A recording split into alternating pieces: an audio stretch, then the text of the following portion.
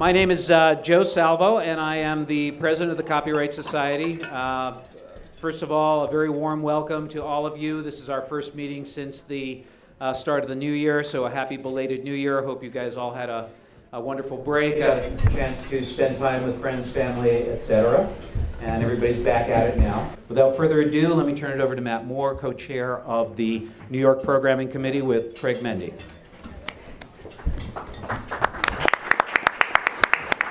Thank you, Joe. I'm Matthew Moore, co-chair of the New York chapter of the Copyright Society, as Joe said. Thanks everyone for coming this afternoon. We have a very exciting program for you. And just want to quickly acknowledge a couple people who helped put this event together. Theo Chang and Scott Shoulder and Bob Clarida. Without them, this wouldn't have been possible, so thanks very much. And I will now pass it on to Craig Mendy. Just very briefly, I don't need to introduce Bob at much length, and you can read about him here. He's at Reitler, Kalis, and Rosenblatt now. He's obviously been with us for a long time. And Bob and the Planning Committee have had in mind for some time to do a program on politics and copyright. It's a little different from what we usually do, really looking behind the laws. But with the demise of SOPA and PIPA, which I'm sure they will talk about to some extent, the topic gained more traction, and Shira Perlmutter at the Brace Lecture, if you were at that this year, she discussed what she saw as a real sea change, and she questioned the viability of broad-scale copyright legislation going forward, something akin to the DMCA. She questioned whether that broad-scale type of legislation would be possible in today's climate. So that's the general topic, but now I'll pass it on to Bob, and thank you very much to our panelists. All right, thanks very much. The title of the program, Copyright in the Changing Political Environment in Washington. I thought I would just set this up with a very brief bit of context. The 1976 Act passed the Senate 97-0 and the House 317-6. Legislators at the time in the mid-1970s had plenty of reasons to be upset with one another. It was not a bipartisan kumbaya period. Nixon had just resigned, Saigon had just fallen, inflation was 12%. There were a lot of other reasons for legislators to be upset with one another, but they spared copyright that. Copyright sailed through Congress essentially unanimously. The mere 15 years ago, with the passage of Sonny Bono and the DMCA, it was more of the same. It was unanimous consent, it was voice votes, it was not a hotly contested issue. Can we imagine that we'll ever see that kind of support for copyright legislation again in our nation's capital? And with us to discuss that today are Ben Sheffner and Derek Khanna. I'll just briefly introduce them. Ben, immediately to my right, is Vice President Legal Affairs for the Motion Picture Association of America. And he has previously held in-house legal positions at NBC Universal, 20th Century Fox, and he worked as an associate in the Century City office of O'Melveny and Myers. In 2008, he served as special counsel on the presidential campaign of Senator John McCain, where, among other responsibilities, he handled copyright, trademark, and other IP issues for the campaign. He received his JD in 2000 from UC Berkeley and his AB in 1993 from Harvard. Further to my right, Derek Khanna is a Yale Law School fellow with the Information Society Project. He worked on Capitol Hill for Senator Scott Brown and for the House Republican Study Committee. In 2012, Derek wrote a report for the Republican Study Committee on copyright reform titled RSC Policy Brief, 3 Myths About Copyright Law and Where to Start to Fix It, which received substantial support from conservatives and the technology community. He has since left the Republican Study Committee and has become involved with a national campaign on cell phone unlocking, which has garnered significant support and resulted in FCC action and congressional legislation. He has also participated in a number of hearings for the House Judiciary Committee, submitted testimony, and filed comments on copyright reform with the Commerce Department and USPTO as part of the Green Paper process. He is a consultant and paid contributor to The Atlantic, National Review, Forbes, and numerous other publications. Received his Bachelor of Arts from UMass Amherst and is a JD student at Georgetown University Law Center. The bio in the material says he received his JD. He's still working on it, he tells me. And we'll leave some time for questions at the end because I'm assuming that there will be some questions, so we'll try to leave some time before 2 o'clock. And let me just issue a standard disclaimer that everyone is here speaking on their own behalf and not on behalf of any clients or organizations whom they may represent or with which they may be affiliated. So let me just start with my first question, which is a general question just to establish whether there is, in fact, greater polarization around copyright issues now than in the past. And this doesn't have to be a yes/no answer, but just summarize the degree of polarization relative to the past as your experience allows. Sure. Well, first of all, thank you, Bob, and thank you to the Copyright Society for having me. It's always an honor. It's also very scary whenever I do one of these events. I live in mortal fear that one of the, and this is usually well justified, that whenever I mention a case, there's about an 80% chance that somebody in the room actually worked on it and is going to come up to me afterwards and explain that I got it completely wrong. So it's a little bit scary, but again, I appreciate it. This should be a fun event. So to answer your question directly, is there more polarization than in the past? Yes. And the reasons are several. But the fundamental one, in the reason that the copyright debate that led up to the passage of the 1976 Act or the DMCA in 1998, or even the subsequent legislation such as the Pro-IP Act in the mid-2000s, was that these were basically issues that didn't affect average members of the public. The copyright debate took place between large media organizations, libraries, consumer electronics, the consumer electronics industry, and not really many other major players. And they all represented institutions, and they could be locked in a room and told, don't come out until you've achieved a compromise. That is no longer the environment in which we live. Since the advent of the internet, the rules of the game, the technology is completely different. It used to be that even if you had the worst of intentions and you were an individual sitting at home, you could not commit massive copyright infringement. You just didn't have the technological ability to do so.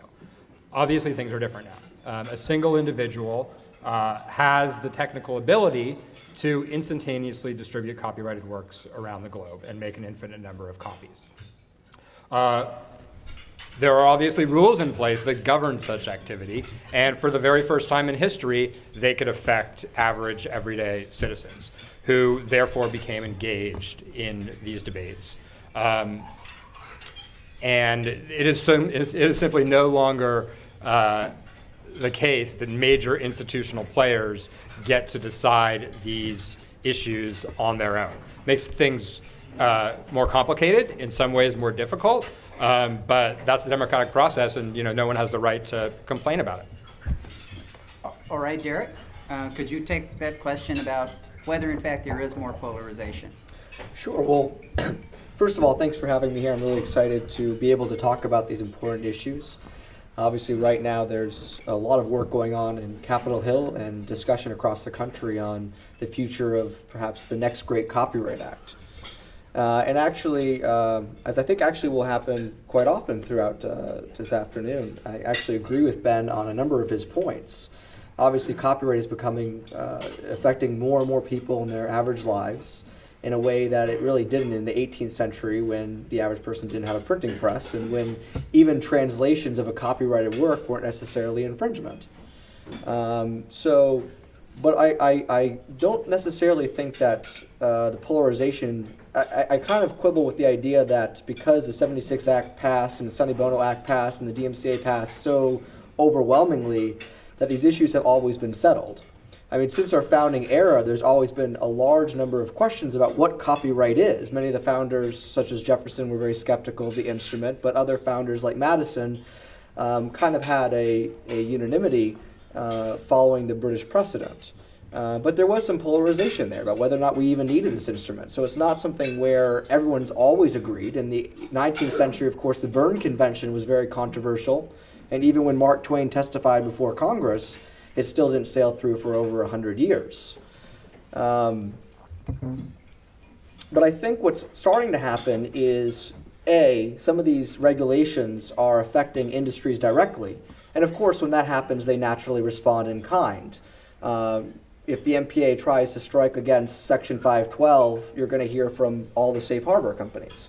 In the 1980s, about 30 years before SOPA PIPA, was when the attacks were going on against the VCR, which is when you heard from all the video rental companies. And they had a massive shutdown across the country. When you went to your local Blockbuster, okay, Blockbuster didn't exist, but your local video rental store, you would walk in, and when you rented your movie, you would sign a letter to your congressman. And there was a protest across the country for multiple days shutting down against the video rental bill in Congress. And when Congress failed to pass that law, they passed very similar legislation for computer software and for music. So I don't think it's an issue where there's always been unanimity on these issues. I do think that today there's unanimity across the political spectrum and most of the academic world that copyright, of course, is very important and that we should protect copyright. And I go out of my way in most of my work to make that point, which is one reason why I get frustrated when the Library of Congress holds hearings along the lines of copyright is important. Because it's not really a hearing, it's more of an explanation of the sky actually being blue. All right. So both of you seem in general agreement that copyright is affecting more people in their daily lives now than it has in the past. Who speaks for those people in Congress? Is this a Republican-Democratic issue, a left-right-center issue? How does it break down relative to other hotly disputed issues? Let's put it that way. This is not a partisan issue, meaning left, right, Democratic, Republican. We in those of us who represent media companies have allies and opponents on both sides of the aisle. I mean, I just jotted down, just a list of in the House. I mean, our strongest allies, people like John Conyers and Bob Goodlatte, people like Jerry Nadler and Lamar Smith, people like Ted Deutsch and Marsha Blackburn. These people are people who agree on virtually nothing except for the importance of copyright. Same thing goes for interest groups around town. This is one of the few issues where you'll have people from the AFL-CIO and the Chamber of Commerce walking arm in arm, cheering for copyright. There are various organizations, think tanks on the right and left, that support copyright. Of course, on the other side, those who were more skeptical, there's Democrats and Republicans there. But it's interesting. And there's a variety of reasons for this that we can get into, but it's actually one of the very few issues in Congress that is not subject to the traditional Democrat-Republican or liberal-conservative divide. Derek?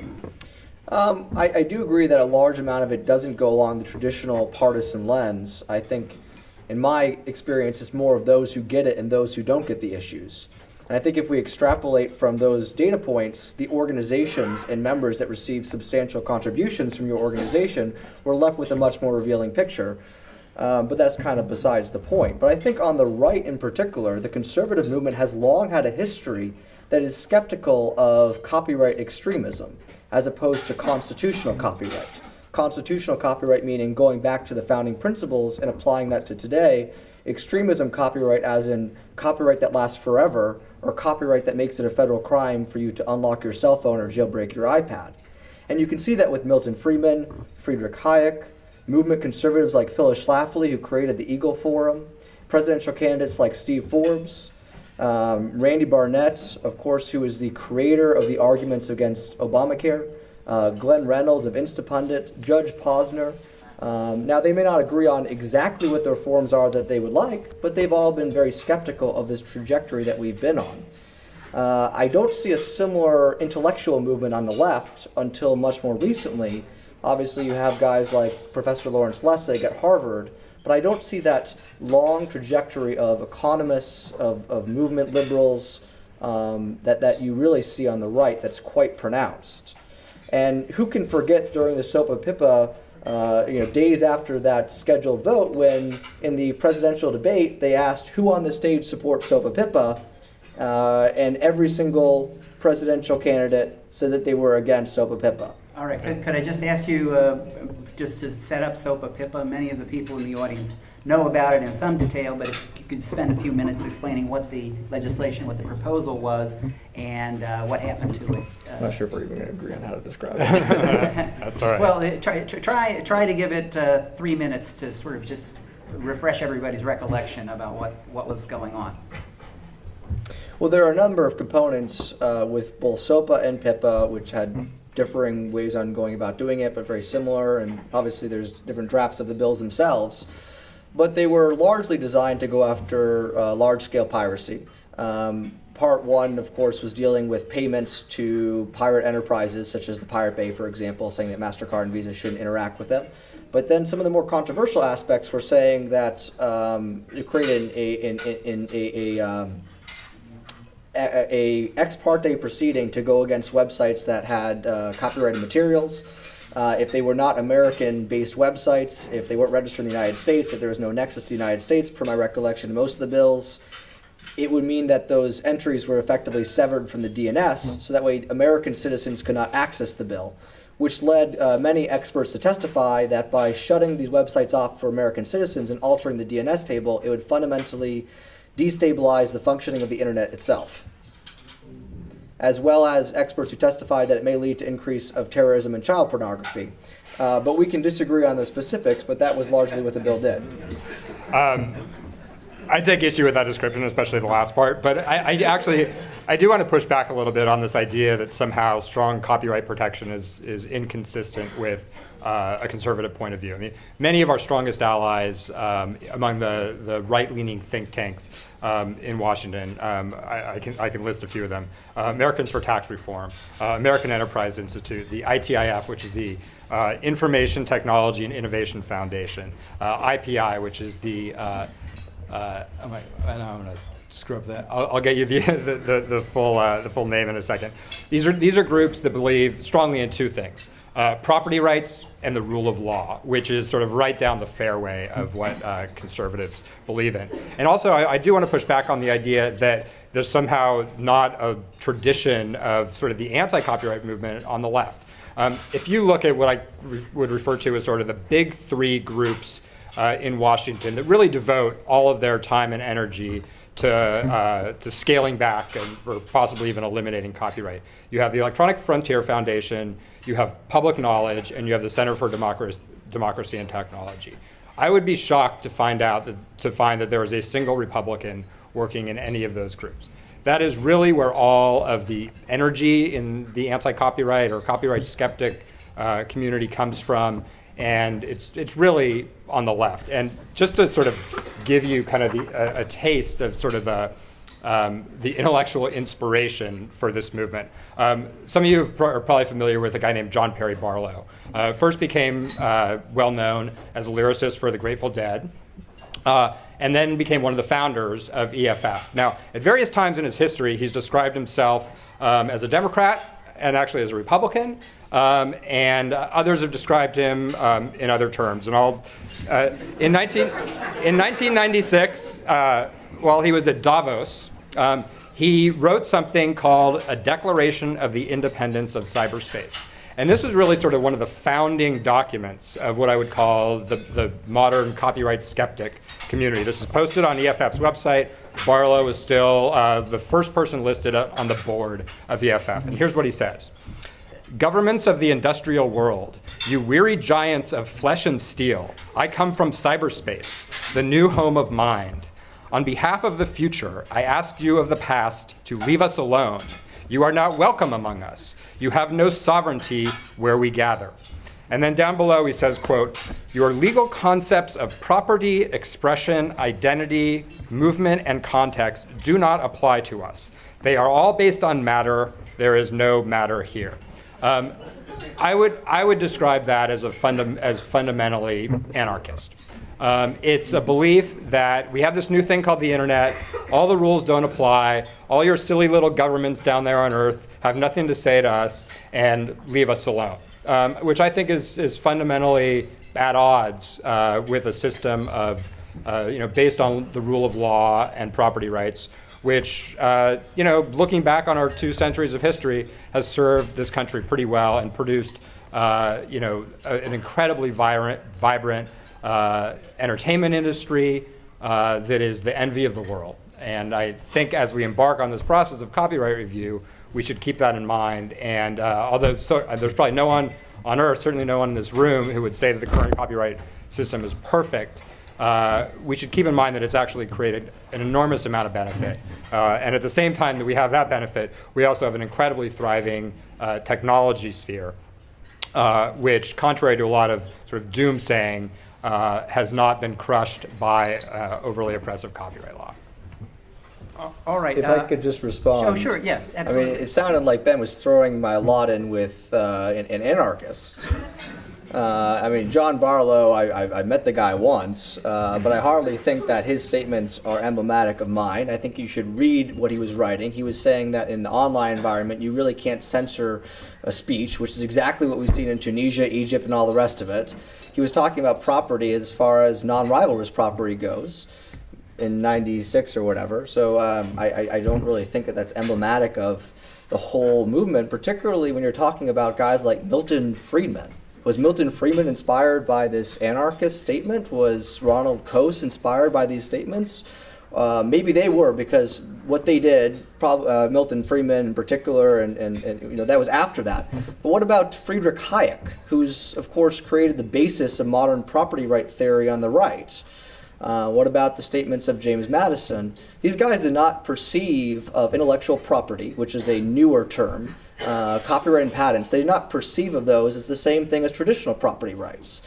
We see from Friedrich Hayek in his book explaining what property rights are, that it seems to me that beyond doubt that in patents and copyright, a slavish application of the concept of property as it has been developed for material things has done great to foster the growth of monopoly, and that here drastic reforms may be required if competition is to be made to work. He's saying it's not property, it's different than the material property, it's a slavish application of the concept of property, and that we need drastic reforms. 1948, we got Milton Friedman saying almost identical things. Let me just ask, is the Hayek book still under copyright? The Hayek book is still under copyright, yeah. Okay.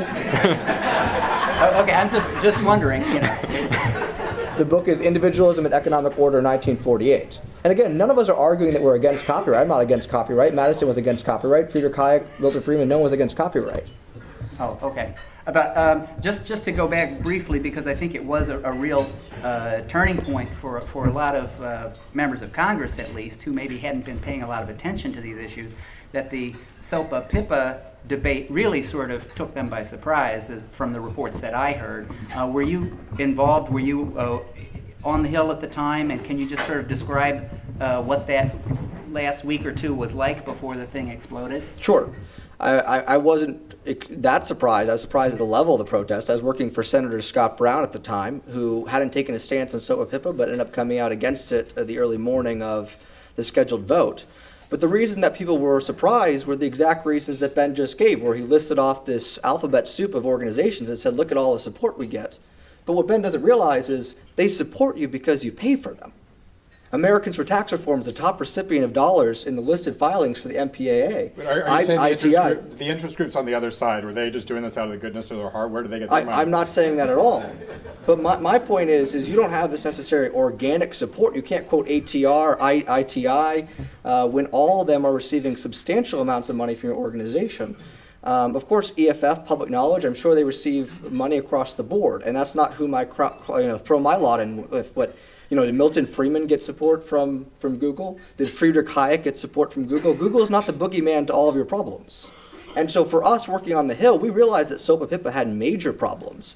When MPAA, RAA, and Disney came to meet with me and Senator Brown, I asked them a very simple question, which is, if you block something at the DNS level, why can't I access the Pirate Bay at the IP level? In that room, there wasn't a single person who was able to answer the question, because they hadn't been briefed on the distinction between IP and DNS. And that was something that happened across the Hill, was the people who met with members of Congress didn't know what they were talking about. And they said that issue had been resolved, and then they'd get back to us, and they never did. And I think, when 6 million, I think it was 6 million people reached out to the member of Congress and literally shut down the phone lines, it made Congress shake that day. And after I got asked by members of Congress on every technology bill, regardless of what the topic was, is this SOPA PIPA? Because if it was, they were going to run in the other direction. And that day they heard from their constituents. To what extent do you think the ease of online mobilization like that sort of has intensified the passions of the forces on either side here? The idea of millions of phone calls or millions of emails or text messages coming into Congress on a copyright issue, I think would have been inconceivable even 10 years ago. I think that's right. And look, there's no doubt. I mean, my side lost the debate. We lost the bill. I can't even pretend otherwise today. There are some lessons, though. The other side was very good. They had a single message. If SOPA and PIPA were passed, it would, quote unquote, break the internet. Now, I don't know anybody on earth who wants the internet to be broken. And for people who didn't know a whole lot about the bill and all the safeguards in it and all the judicial process, but were told, hey, if this thing passes, it's gonna break the internet. You're not gonna be able to watch videos on YouTube anymore. You're not gonna be able to go look up an article on Wikipedia. That seems pretty scary. And you know what? Those entities, they use their platforms. They either put big banner ads saying, call your congressman or email your congressman, have them vote against SOPA, or they went black. But you know what? Those same days, you could still turn on ABC and NBC and CBS and our companies, and you can argue about whether or not this was the correct decision, did not use their platforms to make their arguments. We'll see what happens the next time there's a debate like this. And just to point out, again, no doubt the break the internet message was incredibly successful. It was also incredibly untrue. The exact same remedy, the sort of blocking at the DNS level, happens every single day in Europe. Under Article 8.3 of the EU Copyright Directive, there are site blocking orders routinely issued, and they are implemented in this very same way. Is the internet broken in Europe? I think we would be hearing about it today, and it simply wasn't true. Now, we lost the argument, and we can certainly be blamed for that, but I don't think the next debate will unfold in the same way. You made the point, next time there's a debate like this, let me ask if you foresee the next debate like this. Can you see, like, for example, Supreme Court just granted cert in Aereo. Is this going to be a point of contention, a point of mobilization on the part of the forces that took down SOPA PIPA? I don't necessarily think that's the case. I think SOPA PIPA struck home for a number of people. I would dispute the argument that the content industry didn't defend their own turf. I mean, Rick Cotton, general counsel of NBC, was on MSNBC defending SOPA PIPA against Alexis Ohanian of Reddit. I think that's utilizing your own medium. MSNBC is their major property. When Wikipedia blacked out their website, they were foregoing a substantial amount of revenue, as were many of these other websites. Google, for example, that banner ad on their webpage is the single most valuable piece of real estate in the world, in the economy, online anyways. And they were choosing to make these decisions that affected their bottom line because they thought it was to their benefit. Wikipedia, I don't think, was a pirate enterprise. So I think it's actually an interesting point. As far as the Aereo case, I don't think it really directly affects people, but I don't think that this digital issue is really what changed it's part of what changed the dynamic. But again, 30 years ago, the video rental companies did something very similar when they shut down their stores for 2 days and people wrote letters to their members of Congress. And so we're starting to see that these, if you do something that's really stupid, you're going to be able to enrage a large amount of people. And that's what we saw at the beginning of this year when the Librarian of Congress made it a felony for you to unlock your phone. And the Librarian of Congress was given that authority because of a bill drafted by the MPAA. And the MPAA, of course, pushed the DMCA in 1998. There wasn't a single vote against it. And then now we know that it makes it illegal for you to unlock your phone or jailbreak your iPad. Well, Americans, when they found out about that, they didn't like it. 100,000 Americans signed the White House petition, the first petition to get to 100,000. The FCC demanded action. The White House came out against its own department. So when these things are actually manifested in people's lives and they actually realize how it affects them, they don't like what's going on behind closed doors. And so the Aereo thing, maybe it doesn't really affect the average person in a way that they know or understand. Aereo only exists in a few markets. But that's really, the SOPA PIPA example is the beginning of something new. Right, well, that takes me to my next question. Is this a new normal? Is this intense polarization something that we just have to learn to live with going forward, or do you see perhaps a day when it's less contentious? Look, if you spend all your time on the internet and read the copyright blogs and these forums, you'll think that everything is incredibly contentious. There's actually people who work in this world and get things done. There's a lot more cooperation than you might see publicly. I mean, you want to set up this battle between movie studios and Google. Every single one of the major movie studios has commercial deals with Google.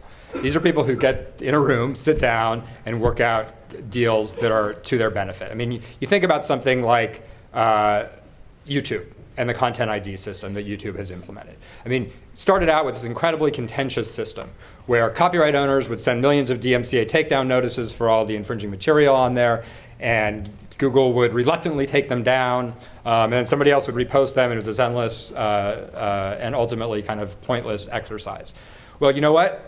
Google realized they weren't going to make a lot of money on this stuff that wasn't reliably up there, and advertisers didn't want to just put their ads next to cat videos. They wanted professionally made content. So they implemented this technological solution which either blocked or allowed for monetization of commercially developed material and split ad revenue. That's the kind of thing which doesn't get as much attention as protests on the internet, but is really a lot more representative of what's going on the ground than I think the average person knows about. I think Ben said something interesting there, which is that there's a lot more cooperation in these fights than you may recognize, which is the problem. And you can't trot out Google as the boogeyman when at the same time you're saying that we cooperate with them every day. Because what happens is if there's an issue that you're promoting that Google isn't against, then it sails through without debate because there's no lobbyists on the other side. There's no one representing the other side of the argument, which is why the Sonny Bono Act, of course, had no one lobbying against it, to my knowledge. And what big tech company was there saying, no, we don't want life plus 70 years? Today, what tech company is lobbying against the TPP treaty? And so as a result, you have a large amount of the academia world saying, wait, these policies don't make any sense. They're inconsistent with the Constitution. They're actually going to hinder economic growth, content production, innovation. But they're not represented in Washington, D.C. And so SOPA PIPA was an example of that fissure coming to light. It wasn't Google that made that happen. It was 6 million American people who were sick and tired of this. All right. If you had to brief a new member of Congress, an incoming member, on the top 5 IP issues to be on the lookout for, the top 5 landmines to avoid, the top 5 policy opportunities to seize, what would they be? And you don't have to hit 5, but if you can even hit a few, that would be very helpful. Well, I'll tell you what we do. And I'm sure other industries do exactly the same thing, and including industries in Northern California, which is they don't necessarily focus on the contentious things where things aren't, the contentious issues where things aren't working, but we take members of Congress and we show them the movie making process. We show them from the entire development process to physical production to how distribution works. And we talk about the billions of dollars of investments that we make and the risk that is entailed in every single decision whether to greenlight a movie. We talk about things like, I always focus, and this is kind of old-fashioned, but we talk about the big copyright disputes, things like Aereo, is it legal, is it illegal? I like to focus on things where copyright is unquestionably working. Things like the theatrical distribution system. This is really old-fashioned. It goes back 80 years. But you know what? When a movie theater wants to show a movie in its theater, if it did it without a license, it would obviously be violating the copyright owner's exclusive right to publicly perform the work. So what do? They get a license, and they work out these deals, and it's approximately a 50-50 split. And you know what? There's virtually no such thing as a pirate movie theater. the system works. That is how copyright is supposed to work. And I think focusing on things like that rather than the stuff that's not working is an excellent way of sort of educating people about copyright. Because I think, again, these things get much too contentious, and we fight about things on the margins sometimes without showing how copyright is truly works in practice. Same question to you. If you were briefing a new member of Congress. Well, I've done it, and I think this copyright's important. Look at all the movies we make. Isn't that great? Now support our agenda is kind of emblematic of what's wrong in Washington, D.C., which is, of course, copyright's important. Of course, the movie industry is terrific, but that doesn't mean that we should be passing these bills that do completely opposite things. I think in the next 5-10 years, the issues that Congress is going to be dealing with, first and foremost, is the cell phone unlocking issue, which I launched, which I wrote legislation for and has now passed the House Judiciary Committee, which, just to make it simple, it's a federal crime for you to take your phone, plug it into a computer, alter the phone settings so you can use AT&T's phone on Verizon's phone after your contract has expired.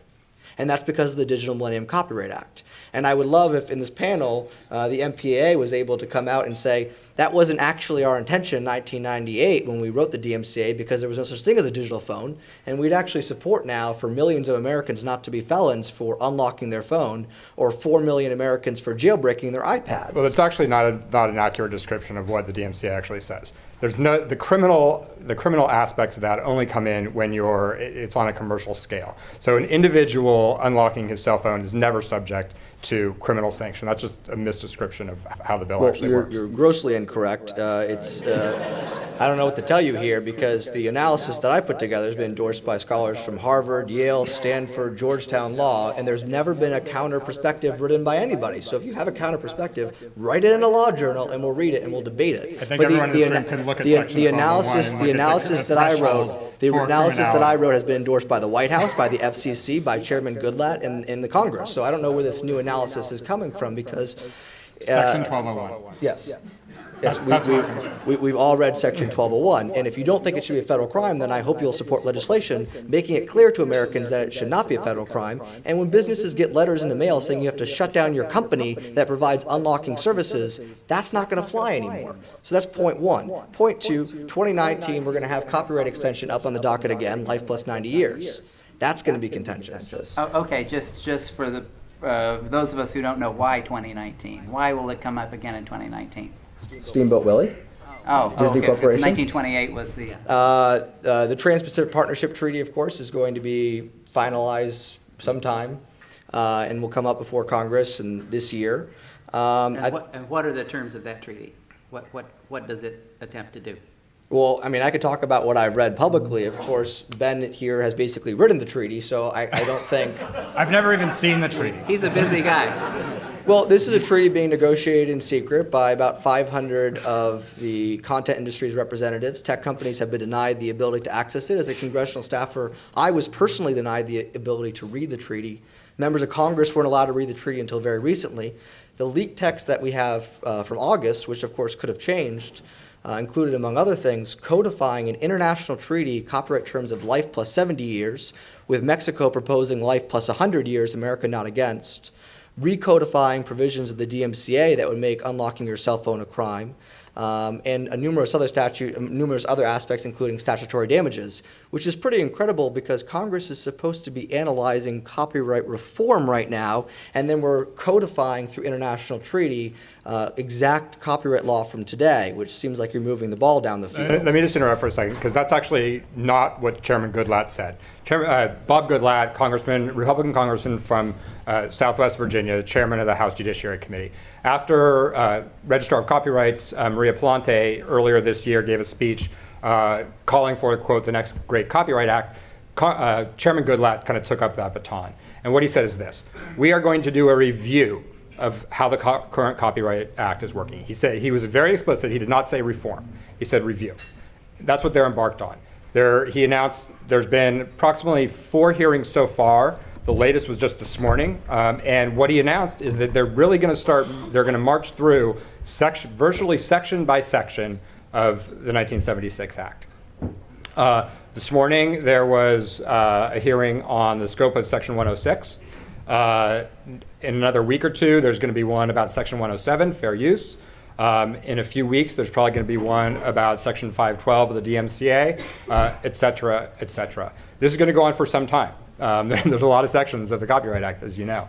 And it is not a foregone conclusion at all that this is going to result in new legislation. Again, this is a review. It's not a reform process. And one thing that I like to remind people, the process that culminated in the passage of the 1976 Act. Does anyone in the room know what year the actual sort of review process that started and then culminated in the 76 Act? Is it, what, 64, I heard? Oh, in the 50s, Arthur Fisher said. 1955, correct. 21 years between when they started and when it eventually passed. Now, I'm not predicting that this is going to take 20 years. I'm also not predicting that it's going to, again, culminate in a complete rewrite of the Copyright Act. The point is, we're at the relative beginning of what's going to be a lengthy process where Congressman Goodlatte, who's a strong supporter of copyright, is in good faith leading a review to see how things are currently working. But again, he's leading a review, but the Trans-Pacific Partnership Treaty is your insurance policy, which is you can review it, you just can't backtrack on anything that we've written into substantive law. And you know, there is a distinction here because Maria Palante in that speech said that we needed to consider having copyright terms where the last 20 years are opt-in, where you have to pay some sort of a fee, you get those last 20 years. And for me, of course, I don't think that that's really enough. Life plus 50 years still seems like an awful long time when the founder's copyright was for 14 years. But life plus 50 years is different. Life plus 70 years is in the Trans-Pacific Partnership Treaty. So we are negotiating for a treaty that makes it illegal to implement the proposal given by the Registrar of Copyright, which is the reason why we have this review process. So it can make you feel better to call it a review rather than a reform, but I think everyone knows why we're having these hearings. Chairman Goodlatte called it a review, not us. I mean, that's fine. The other issues for discussion, of course, are going to be statutory damages. We have the Commerce Department going through the Green Paper process, which I filed 2 comments for, on whether or not statutory damages are working in the modern economy and how we can look at some of the particular reforms, which again is recodifying the Trans-Pacific Partnership Treaty, and the Judiciary Committee is taking a look at. I think Congress is going to need to really deal with the incredible statutory damages that we've implemented here. Leading individuals to be potentially liable for billions of dollars in damages, and leading companies to be scared to do anything involving content. I'm reminded of a quote from Paul Graham, founder of Y Combinator. He has I don't know if you've heard of Y Combinator. It's a website where you can submit your idea for a new company, and they invest in you and bring you out to California to kind of walk you through the process. And he says, we can help you with pretty much anything that you do unless your startup involves anything touching music. Because, quote unquote, the record labels are effectively a rogue state with nuclear weapons. There is nothing we or anyone else can do to protect you from them except warn you not to start startups that touch label music. And that is the sentiment I hear across Silicon Valley, which is that companies cannot innovate in anything involving content today unless they get the approval from the MPAA and RAA, see Spotify. And so what that means is content is increasingly affecting everything. It's affecting our phones. It's affecting our video game consoles. It's affecting machine equipment you get today where it may have a GPS restriction on where you can move that machine equipment. It's really affecting modern day innovation. And smart companies are starting to realize that they can go after their competitors. The phone unlocking provision was done because AT&T wanted to stick it to T-Mobile, and they won. Today, you're seeing Neighbor City and 3Taps being destroyed by their competitors through copyright being abused. And so as this becomes more emblematic, you're going to have Congress be forced to reconcile the two. Do we want to choose innovation or innovation and content creation? My vote is both. The notion that there is no innovation. I didn't say that there's no innovation. That's a baloney argument. The notion that there is this is just some dystopia where everyone's running around Silicon Valley scared to death of doing anything involving content is nonsense. There are currently in this country 95 services to access movies and television. I don't know how many there are on the music side. this is an explosion. These things didn't exist several years ago. Can you invent a new service that retransmits, redistributes others' copyrighted works? No. You also can't say, I believe in copyright and that everyone should be able to do that. So yeah, there are 95 legitimate licensed services in order to view movies and television shows. I do not think copyright law is somehow crushing innovation. We see new versions of these services emerging every day, and we have to be careful lest all these entrepreneurs in Silicon Valley invent services and there's no music or movies or television shows to put on them. But this is what I mean, is fundamental to capitalism is the idea of the corporate shield, where the CEO of a company is not personally liable for the conduct of his company. We all know this. We learned this in law school, right? Well, it doesn't apply for copyright litigation. And that meant that MP3.com CEO, Michael Robertson, was personally liable. What else do we know that kind of helps capitalism function? Well, venture capitalists, when you invest in a company, if the company goes under, you should lose your investment, right? Well, in the case of Napster, the investors in Napster didn't just lose their investment, they got personally sued. And they had to settle for, I forgot what it was rumored to be $60 million, much more than their investment was.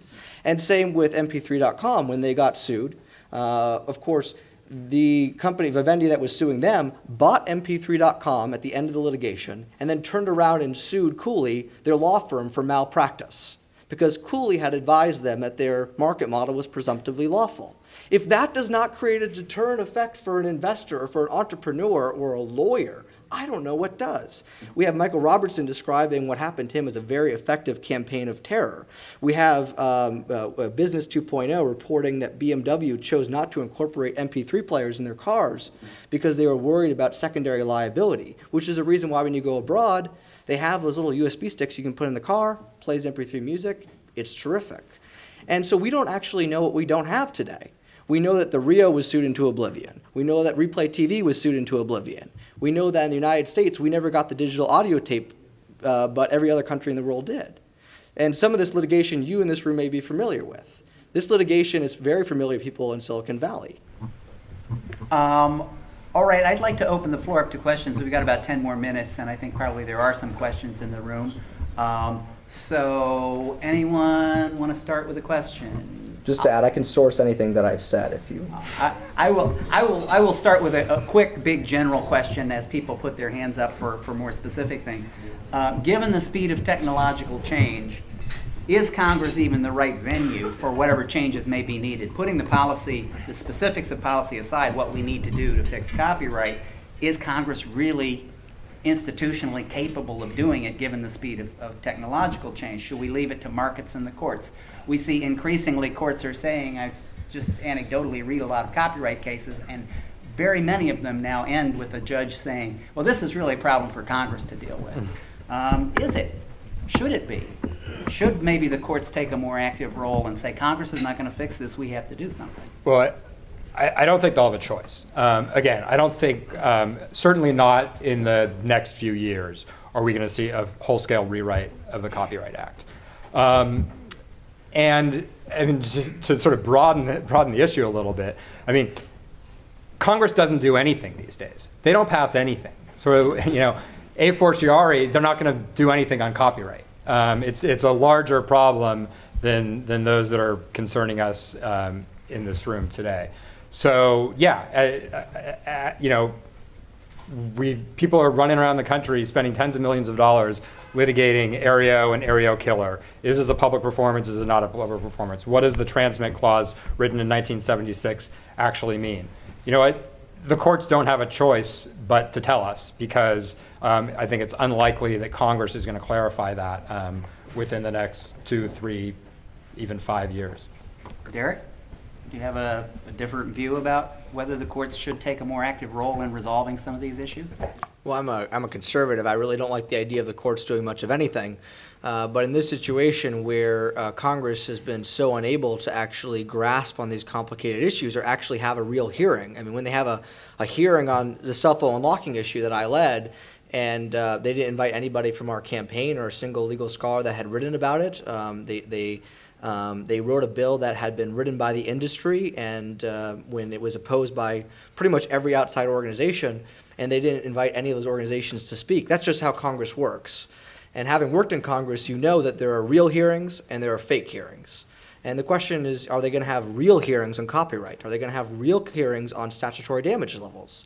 Are they going to have real hearings on some of these innovation questions? And so the Neighbor City example that I mentioned before, they cut out the middleman for real estate. They say if you want to buy a house, we're going to rate your real estate agents based upon MLS data, multiple listing services data. And they cut out the agent, meaning that they cut down the commission. So customers love this stuff. And what does MLS do back? They sue them for copyright infringement, saying that they have a copyright to the data of the MLS database, which of course is the price that the house sold at, the location that the house sold at, et cetera, which I think all of us will agree on this panel under Feist is not copyrightable data. But how does that happen? It happens because of statutory damages, because they can sue Neighbor City and sue them into oblivion and put the threat of liability in the hundreds of billions or trillions and ask for the CEO of Neighbor City to be imprisoned. That is not an isolated example. And that's what Congress needs to deal with. That's, of course, is not the job for the courts to deal with. All right, question over here. Hi, you mentioned that you find the current regime to be sort of restrictive to entrepreneurs and to innovation. How would you address the counter-argument that actually it should really be expanding innovation in that it's the Silicon Valley example you mentioned, that's actually creating the need to recognize pre-existing quality work that is in demand, or companies will be forced to create their own content. For example, you have Netflix with House of Cards, Orange is the New Black. They were forced to create that own content, partially, I would assume, because of the high cost of acquiring other desirable shows. All right, did everybody hear the question? All right, anyone address that? I'm not sure if that was the reason why Netflix created. I think they chose to create their own content because they thought they could do a better job because they use data. That was my impression of House of Cards anyways. But it reminds me of what Kevin Spacey said when he won an award for House of Cards, which is that if you give people what they want in a manner that's accessible for them, then more often than not, they're going to pay you for it. And I think that's a lesson that the movie industry and the record industry is starting to learn. All right, another question? Yeah. What is non-rivalrous property? Okay, question. What is non-rivalrous property? You mentioned it earlier in connection with Hayek, I think. Sure, I don't know if you want a dictionary definition. I mean, non-rivalrous traditionally means a property that more than one person can't occupy at once. Of course, it has other dimensions as well. Property rights for physical property versus intellectual property have different attributes. All right. Any other questions? Just one more that I will end with then. Is it the case that copyright is somehow more contentious than other IP issues? Because I know we just had a very significant reform of the patent statute. Patent law certainly touches on innovation and technology at least as directly as copyright law does, and yet Congress did enact and the President did sign a major revision of the Patent Act. Does that offer us any kind of hope for copyright? I think there's major differences. I mean, it goes back to what I said at the very outset of this hour, which is that copyright now affects everyday individuals. Patent law, not so much. There's a lot of criticism of so-called patent trolls, and I should point out, MPAA member studios are often victims of some of these patent trolls, and we signed on to letters in support of some of the recent reforms. But patent law is not affecting individuals in the same way that copyright has. It hasn't become so polarized, whether it's fortunate or unfortunate, I mean, I don't think there's a lot of parallels in terms of the way that legislation will actually play out. I think he's largely correct. But the reason why it hasn't become as polarized is because in patent law, there's always been multiple parties to the discussion. There are some companies that just created some brand new device, and there are other companies waiting on the sidelines saying, I really want that new statin drug. And so you constantly have this push and pull, factions fighting factions, if you will, to take parlance from Federalist 10. But we don't have that with copyright. With copyright, there's only one side who says we want longer and longer and longer copyrights, which is what we have, of course, since at least 1976. And that's why you're seeing copyright issues become much more contentious when there's no other side that's actually there for the discussion. And the patent issue, of course, the perspectives that aren't at the table that aren't represented by companies fall by the wayside. And so what I mean by that, what is the proof in the pudding? Well, patents terms are very similar today to when they were in the founding era. Today they're 17, 20 years. The founding era, I forgot the exact terms, but it may have been 14 years. Copyright, of course, when it was created for 14-year terms, renewable if the author is still alive. Today's life plus 70 years. There's simply no comparison between those two expansions. One is a minor expansion, and the expansion of copyright is exponential. And with the patent reform, what I meant is you have companies asking for reform, companies asking against reform. But there's no one at the table saying we have too many patents. But in the academia world, Actually, there are a lot. I mean, I think that that's actually that's actually one of the major arguments that played out. Is it the patent? Lobbying for it. Is that? I agree with that perspective, of course. No, there's lots of people saying, you know what, the PTO is doing a bad job. They're letting through too many bad patents. That's a major topic of the debate. The lobbying has happened from companies asking to go after the patent trolls. There isn't a major company lobbying to change how the PTO is granting patents. And that's where the real issue is in patent reform, and that's what the academics seem to really want, left, right, and center. And that issue not being substantively wrestled with is emblematic of exactly what I'm talking about, which is industry capture. All right, well, I'll just finish like John McLaughlin with a 5-second question for both of you. What's the next copyright bill that Congress is going to pass? Derek Khanna. One of the cell phone locking bills, HR 1123 or 1892. Ben Sheffner. No major copyright legislation for several years. I think orphan works, though, will be a major topic of debate where I think there could actually be consensus. Thanks very much. It's been a great pleasure having you.